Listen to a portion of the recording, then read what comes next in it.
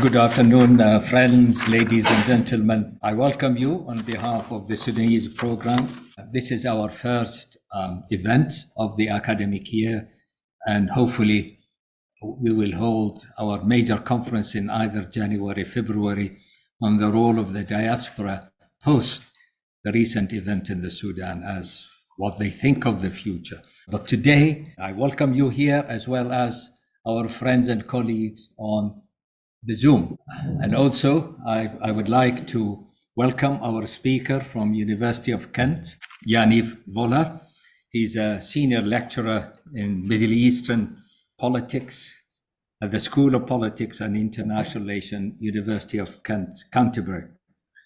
He wrote 2 books, one of which he is talking about, and the second, in 2023, he received the Henry Frank Guggenheim Distinguished Scholar Award in support of his research project on the role of the pro-government militias in shaping political and security issues, orders. So we are very glad to have him. Yaniv is going to talk for about 35 minutes. And then we have 2 respondents who are with us. Al-Haj Paul, who is a journalist, an activist, and he is a trustee of the Sudanese Programme. And we are very glad to have him, as well as Dr. Richard Baltrop, who is also trustees of the Sudanese Programme. You have seen Richard with us for years. He is an integral and a pillar of the Sudanese Programme since its inception in 2002. We thank also St. Antony's College for really helping us in providing the lecture theatre, as well as all the facilities and the kitchen. I hope that you enjoyed your lunch. And when we finish all the proceeding, we will going to have tea upstairs with some nice biscuits before we say goodbye to each other about 5:30 or so, 6 o'clock. But also I like to thank particularly Caroline.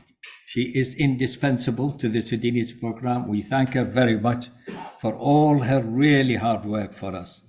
Richard is going to chair the discussion or the Zoom question and answer. We are very grateful to him for his support.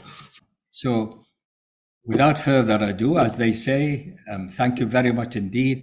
Yaniv, could you please, you have about, 35 minutes or 30 minutes? Thank you. Thank you so much. So I'm really excited to be here. I actually used to attend the program, the lectures quite a lot when I was doing my research. And I know, I remember from what I remember, most of the talks usually concerned current affairs and different, many different aspects, more contemporary issues. But when I thought about organizing the book talks, I thought that this could also be a really good opportunity, a really good platform to get people who are interested in the subject to attend and listen to what I have to say.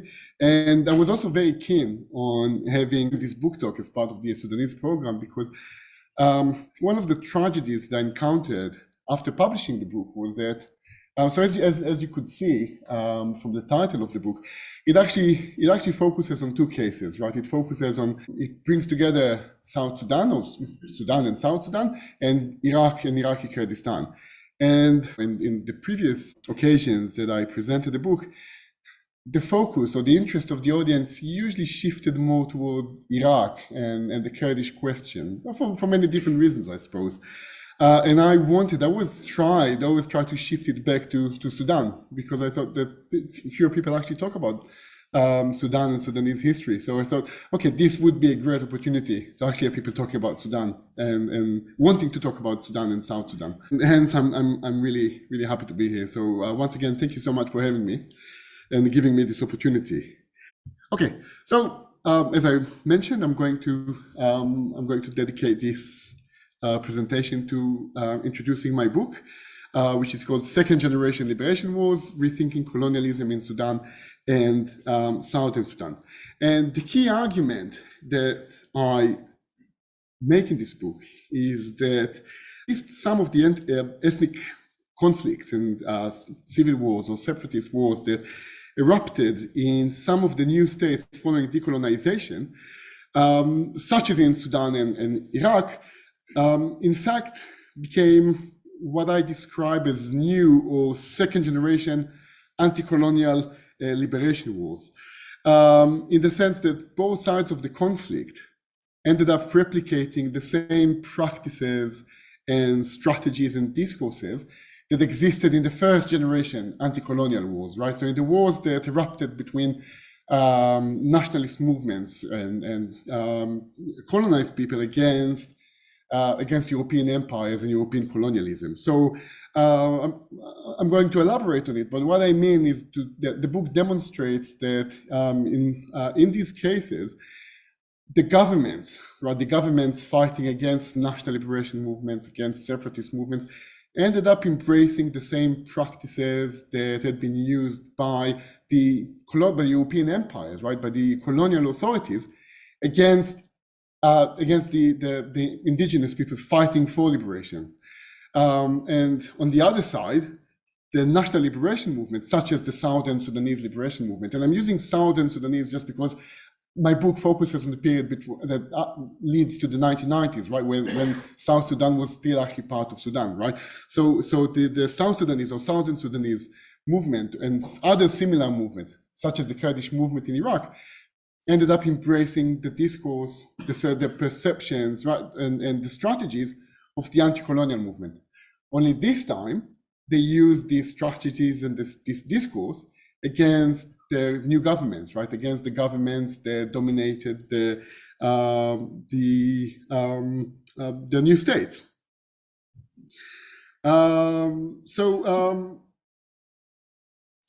Now this research, I'm a historian / a political scientist. So the book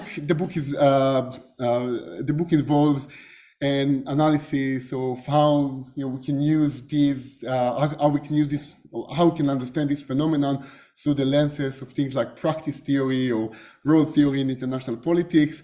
But I'm not going to discuss this much in this particular lecture. I try to make sure that the lecture fits the audience, and I think that my instinct is that the interest here would be much more about the history and the narrative of the conflict. I do think that what I'm saying in the book also has implications about how we understand history and the historiography of colonialism and decolonization.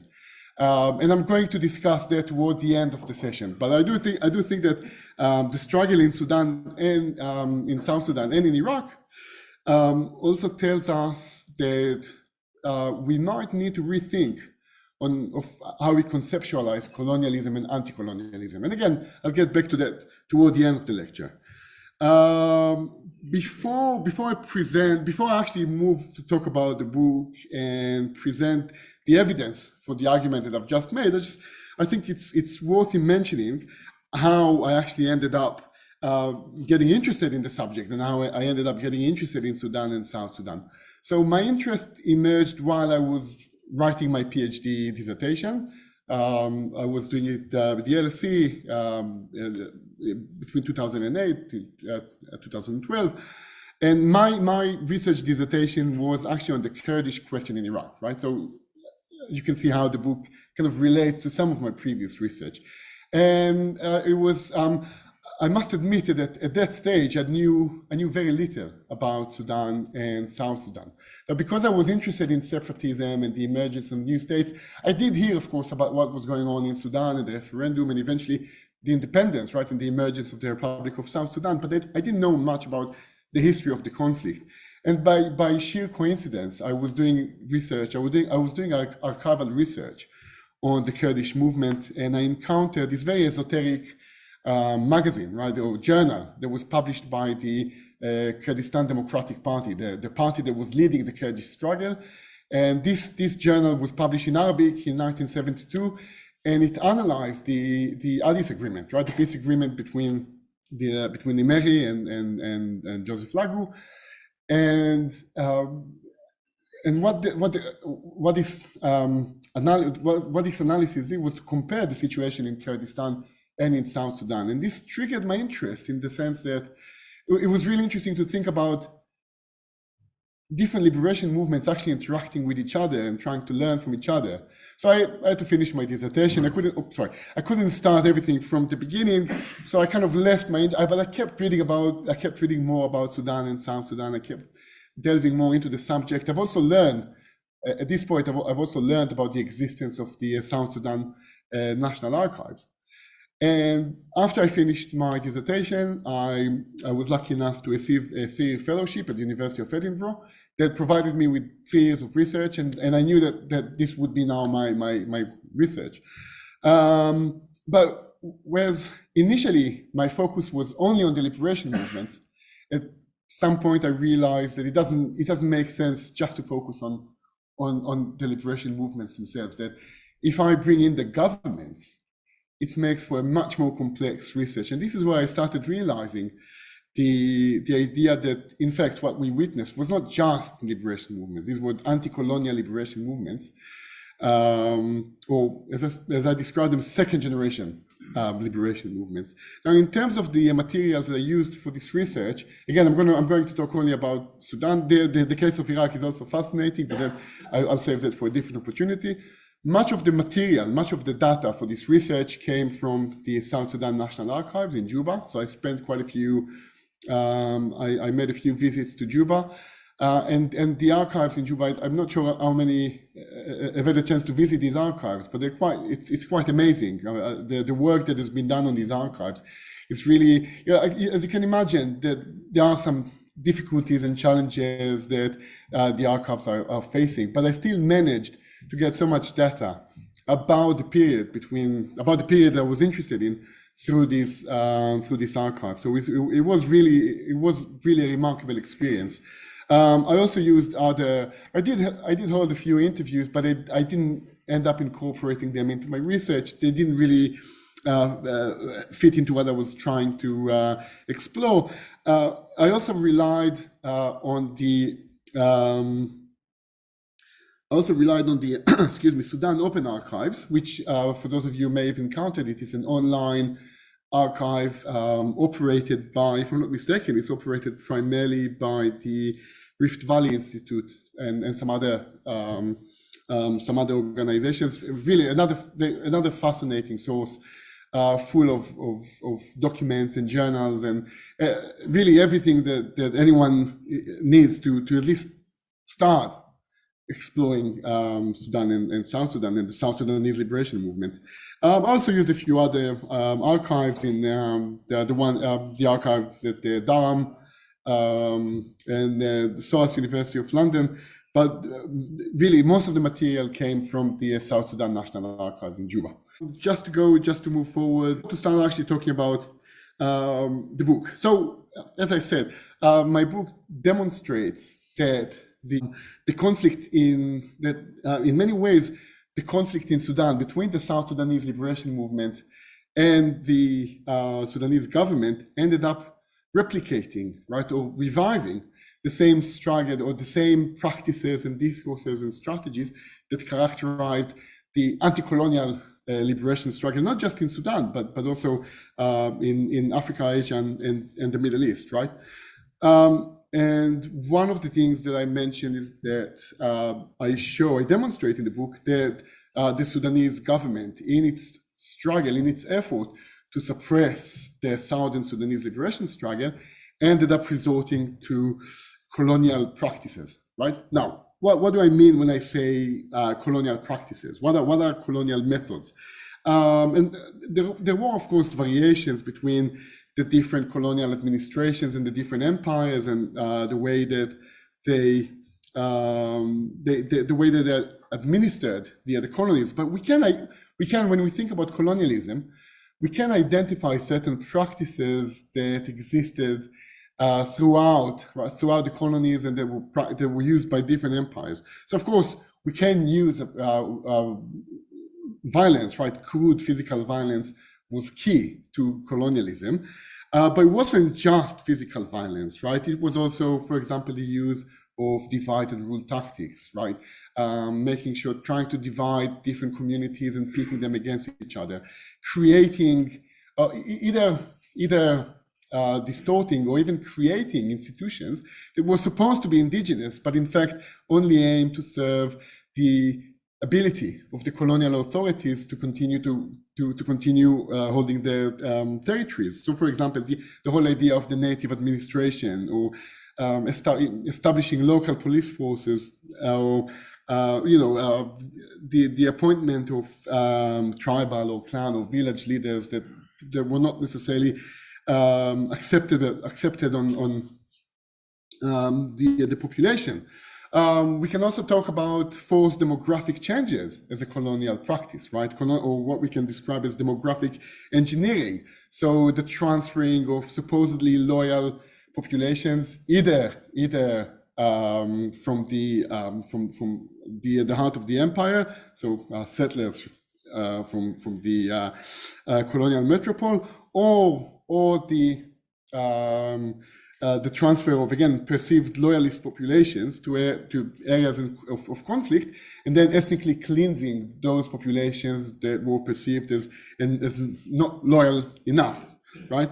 And of course, we can also speak of the idea, another element of colonialism and imperialism that really recurred in all of the empires, was the idea of the civilizational justification, right? Justifying occupation, justifying exploitation, by describing the occupiers, by describing the empires as in fact bringing advancement and progress to the empires, right? The idea that the main purpose of the colonialist project was to bring progress to the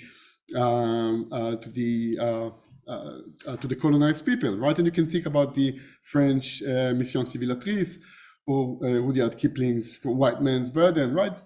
So things like that.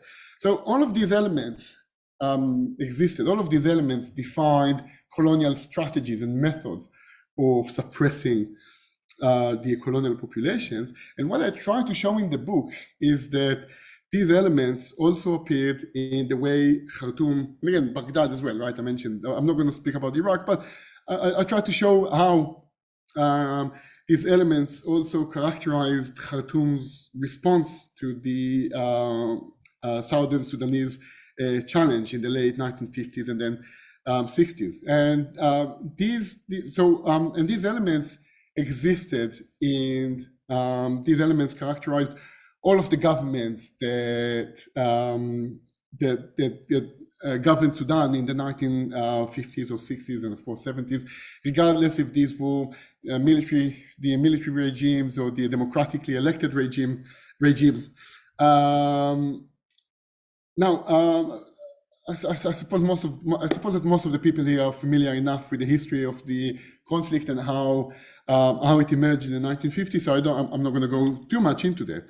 But we know that in the late 1950s, right, due to a sudden sense of marginalization and exclusion, Sudan witnessed the emergence of the eruption of protests and uprisings across the south and also in Khartoum itself.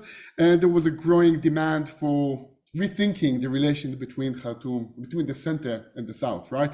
There were growing demands for federalism or autonomy. I think most of the historiography of Sudan shows that the cause for independence came later, but there was a sense of I suppose, of trying to encourage rethinking of the nature of Sudan and the relations between the center and the periphery. And this again, as happened in other countries, this challenge undermined the confidence, right, of the Sudanese elite, of the political elite in Khartoum. And they initially the Sudanese government, the Sudanese authorities responded harshly. So if we go back to the Torit mutiny, many of the mutineers were arrested, some were executed, others were forced to flee. So the use of violence was instinctive. But on the other hand, we also know that there were some attempts by the government to offer gestures to the rebels, right? Trying to offered, suggesting that maybe it is possible to discuss some form of autonomy or federalism. But even these gestures became, they were soon seen to be hollow, especially after General Aboud came to power. Anyway, neither these gestures nor the use of violence stopped the Southern rebellion, or the Southern demand for autonomy or even independence. On the contrary, right? The more the government became violent, the more pressure from the government side, the Southern uprising became even more intense. And this is where you could see that the government in Khartoum was resorting to what we can describe as colonial practices. Again, for example, the transfer of loyalist population started even before, right? The flow of northern traders, right, that the Southerners refer to as derogatorily as Jalaba, started even before, right? But there was an increase in the influx of northern traders to the south, and on the other hand, there were efforts to transfer the southern population, right, especially to force different southern communities from their native lands into the so-called peace villages, right, where they were more easily controlled. Now, if we look at the so-called, again, if we look at these peace villages, now in nowadays terms, they would have been described as ethnic cleansing of different parts of the South. I actually remember reading a report. It was a New York Times report on what was going on in South Sudan at the time, in the 1960s, a report from the 1960s, and it actually described these peace villages as concentration camps. So that's one example, right? Manipulating of local identities, right? Manipulating of local identities for the sake of divide and rule. And this is quite a fascinating example. We do have studies on how Khartoum. There are some very interesting books about how Khartoum revived, for example, the idea of the colonial native administration and tribal courts, right? So books by Douglas Johnson, by Sherry Leonardi from Durham University. Mahmoud Mamdani has written on it, although he focused primarily on Darfur rather than the South, but still. But I actually, when I was working on the archives, one of the institutions that I focused on was what I describe as pro-government militias, right? The Sudanese government was very keen on recruiting members of certain ethnic groups or tribes, as they refer to them, and pitting these militias against other communities, right? So you actually have documents where the Sudanese, whether the chief of police or the military intelligence or even government officials talking about, okay, well, there are certain groups, there are certain tribes that are much more loyalist to us, right? I mean, if we, they for example, speak about recruiting members of the Shiluk into militias or Toposa or Jur, right? And then pitting them against other communities, right? Against other neighboring communities. They even in the 1960s, it's quite, you can actually see that the police in the different parts of the South try to organize these militias, right? They try to make them into a kind of semi-regular force. So you can actually see in the documents, in the archives, constant references to the National Guard, right? The Sudanese government was trying to form a National Guard or National Guards, right? And these different forces, these different units, they were organized around ethnic affiliation or tribal affiliation, right? To make so, and again, they were used. These militias, right? These National Guards, they were not particularly useful. So it is I'm not sure exactly how to remove this bit, but you can see there's but there was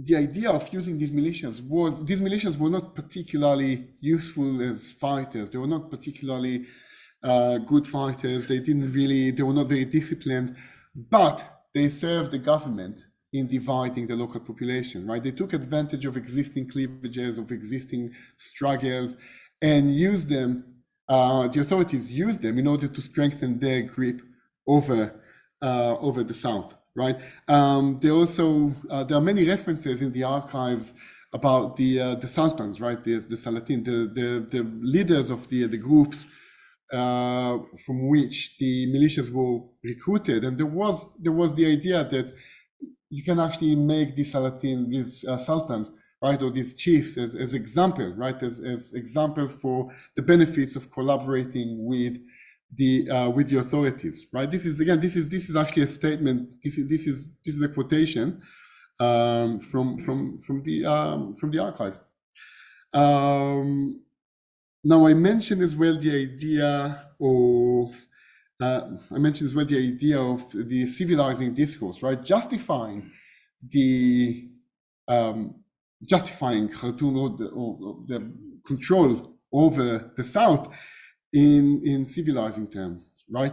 And there are quite a few mentioning, right? There was very much like the colonial, just like the colonial authorities before them, very much like the British Empire. The government in Sudan was obsessed with the idea that they are actually bringing progress and advancement to Sudan, to the South. Sorry, they were obsessed with the idea of dressing. Really, and it's a very harsh language, but this is the language that the government was using. Right? We are actually dressing the naked indigenous people. We provide them with, we provide them with the progress that they need. Even the justification, even when they explained the formation of these peace villages, right? It was to demonstrate how the Sudanese government actually, or how the Sudanese state brings benefits and advantages to these people, right? I mean, I don't want to read it so to not waste too much time, but you can see, I'm happy to circulate the presentation afterwards. And of course you can find all of this in the book, right? But again, there was the idea that we actually build roads for them. We provide them with all of the things that they need when we put this population in this kind of camps. Now, so of course the Sudanese authorities, right, the Sudanese government, the Sudanese political elite, they didn't see themselves as colonialists. They didn't just wake up and say, okay, what did the British do in order to fight colonialism, right? They didn't see themselves as replicating these methods. As far as they were concerned, you can see that in their discussions, you can see that in their discourse, they were just trying to save Sudan. They were trying to preserve the sovereignty of the new state. But, and this relates to what I said about me also working on different theories of international politics and international relations. And the idea was that these Sudanese officials were, many of the Sudanese elite, right, in the 1950s, 60s, they were products of the colonial administration. They attended Gordon Memorial College. They were trained by British officers or British officials. Some of them actually had the chance to travel to the UK and learn governance practices. They also witnessed what the British and other empires did in different places. So they were embedded within this system. And when they faced this crisis, when they faced a legitimacy crisis, right, a crisis that threatened the sovereignty of Sudan, it was their default choice to return to these colonial practices. And this brings me, of course, to the insurgents as well, right? So as I said, it wasn't just on the Sudanese government side that we saw this replication of practices. The Southern Sudanese National Liberation Movement itself also ended up embracing this identity, the discourse and the strategies of anti-colonial national liberation struggles, right? They also they also ended up embracing the practices and strategies of their predecessors, right? The first generation anti-colonial movement that fought against European colonialism. in their discourse, they started referring to themselves as an anti-colonial movement, or as a native population fighting against foreign oppressors, right? Fighting against not new form of colonialism and imperialism. Colonialism and imperialism remained the same. Only this time it was practiced not by Europeans, but by the Arab Northerners in Khartoum, right? This was the language. This really was the language that the Southern Sudanese nationalists or national liberation activists and intellectuals and leaders were using. Letters and op-eds in journals such as the Voice of Southern Sudan or other similar outlets, they constantly compared the experience of the Southerners to that of other colonized people. Again, this is a quotation taken from the Voice of Southern Sudan, right? If you want to understand the Southern struggle, you need to understand it in the same context as the Algerian national liberation struggle against French oppression, or the apartheid regime in South Africa. So, of course, we have to remember some of these journals try to address international audiences, right? They were trying to persuade international audiences about the injustice that the Southerners were experiencing. So they needed to use the same language that was used by other anti-colonial liberation movements. They embraced the same logic, but it wasn't just to external audiences. Even in the internal discourse of the Southern liberation movement, you could see references, right? This very nativist discourse about us, the Southerners, being the indigenous population, were fighting against foreigners, right? This statement here again. I can maybe minimize that. Can I? Yeah, I wonder. Oh, there you are. Yeah. So okay, you can't see everything here. I don't want to do anything that might shut the Zoom, but you can see, right? This is discourse that is taken from this kind of statement is taken from notes of the notes of the Juba conference that took place in 1954. So you can see, right, there was a genuine sense among many Southerners that they are being exploited and by a foreign regime. Now, what I also try to argue, and this is, I think it's much easier. Yeah, it's very hard to try and prove it in a few minutes. But I also try to show that this also had an impact on the strategies and the tactics that the Southern insurgents, right? Or again, I'm using the term insurgents in a very neutral sense, right? I mean, some of you may, of course, prefer to describe them as freedom fighters, but even the resort to using guerrilla fighting, right, against the Sudanese forces, it also had to do with the sense of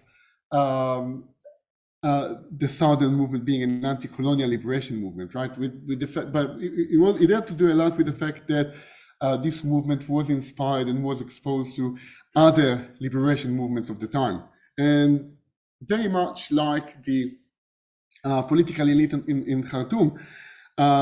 This also had to do with the fact that the Southern intellectuals, right, the leaders of the Southern liberation movement, they were also products of their time. They were exposed to other they were exposed to other anti-colonial movements. Some of them actually worked for the Sudanese civil service, right? They were government employees, or they served in the police. They absorbed the anti-colonial sentiments.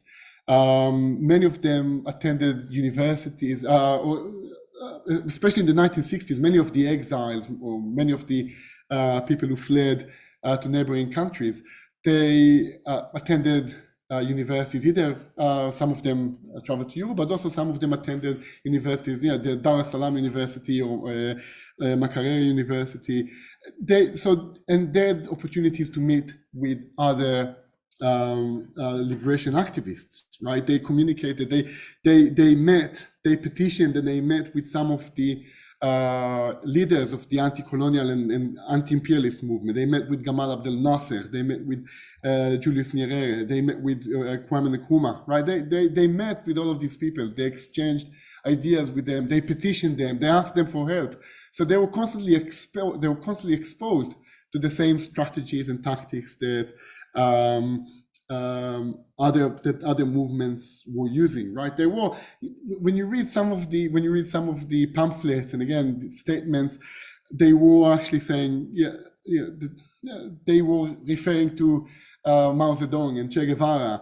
Even if it was, I think that looking at these things just as an imitation, right? Just as an effort to please international audiences, it actually really ignores the fact that these people were fully exposed, right? That they were products of their time. But what they just did was to take all of these ideas and not exactly reverse them, but use them in a new context. Again, suddenly for the Southerners, colonialism was not just a thing that characterized European settlers or European imperialists coming from outside, but also their compatriots, the government that controlled their territories, and this was very important for them. By the way, when I in other instances when I try to talk about how, for example, the resort to guerrilla fighting, right, and how the guerrilla tactics were had something to do with this exposure to other anti-colonial liberation movements. One of the things that some other researchers of the Southern Sudanese movement told me that, well, no, the most significant issue was actually the support that the South Sudanese movement got from Israel. I very strongly disagree with it. So I think, again, some of you might be familiar. Some books and papers on the subject. For example, there's the book by Skopas Pogo, and there's an article by Yotam Gidron, who was a scholar at Durham University. They emphasize the role of Israel in aiding the Southern Sudanese movement. I think that this is not very accurate, because Israeli support for the South Sudanese movement only started in the late 1960s, so really toward the end of what is often called the first Sudanese civil war. I think it was much more colonial and anti-colonial practices are actually much more important in understanding how this movement came into being. But as I said, and this is the final words, right? So I mentioned at the beginning that I use this book not just to provide a narrative of the Southern the Southern liberation struggle. I also see it as a good opportunity for us to try and think or rethink the way we think and define colonialism and anti-colonialism. So much of the literature on the subject, much of the more theoretical or historiographical literature on the subject suggests, it usually instinctively considers colonialism to be a historical episode, right? Colonialism refers to the invasion of colonial powers to non-European territories, and it ended up with in one of the more famous books on the subject, right? Colonialism ends up with the UK handing back Hong Kong to China. Similarly, in this vein, there's also the idea that if this is colonialism, then decolonization or anti-colonialism is also just another historical episode, right? That describes the period in which people in Africa, Asia, and the Middle East fought against colonialism. But if we look at the South Sudanese experience, for the South Sudanese, anti-colonialism wasn't just a historical episode. Anti-colonialism actually described a set of practices, right? A set of values, a set of things that it was much more than just a description of a period in time. It was a set of, again, practices and values that were to be used by any movement that demanded justice, right? Justice and freedom from oppression. And we can say, and on the same note, we can say that maybe colonialism is not just about a historical episode, right? It's not just about a certain period of time, but colonialism in itself is actually a set of practices and values and norms that can be transferred from one generation to another. And this is one of the things that I really emphasize in the research. So again, this is it. This is the book. By the way, if I manage to trigger anyone's interest in it, this is you can actually get a 20% discount. And if not, and if you prefer to wait, in coming February, the paperback is coming out, which should be much cheaper. But again, all of this is under the assumption that I made someone interested in the subject. Well, thank you very much indeed.